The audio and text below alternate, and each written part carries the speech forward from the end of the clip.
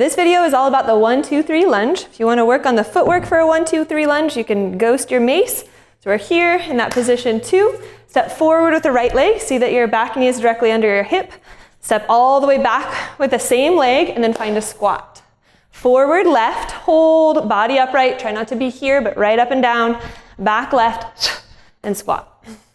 One more time for practice without the Mace, mimicking the hand movements. And squat, forward, body upright, back, and squat. The objective here is that we're building that proprioceptive awareness of moving back and forward in space, also conditioning the legs, and really working on our trunk, our shoulder girdle, and trunk and core activation. All right, let's get started. Time for another 2-minute interval. Hang in there. Start with your globe on your left-hand side. 5-second countdown. 3, 2, and go. Forward, back, and squat. Forward, back, and squat. See that your back glute remains engaged. See that your feet are on railroad tracks when you step. Really work on keeping that Mace at bicep height. The tendency is we tend to take a short lunge, especially in that back range, but you really want to reach back a lot and lean your trunk back. Find that hollow body position and then check, is my back left glute engaged? Fire it strongly. Keep it going. Eventually you can play with different arm positions, but for now, building that strength, that stamina halfway through. Add to your speed.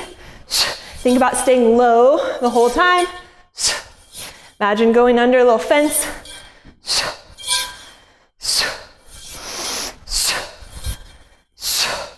Smooth transitions with your Mace. Power breath. 35 seconds, you got it. Feet on railroad tracks the whole time.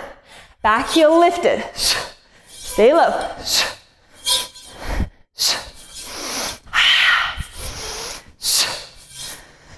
90-degree bends in both legs. Hold.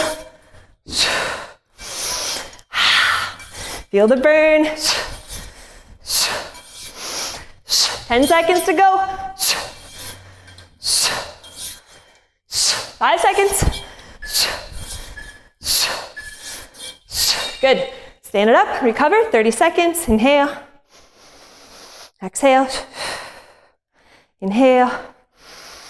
Deeply through your nose, 4 counts out by the mouth. Switch.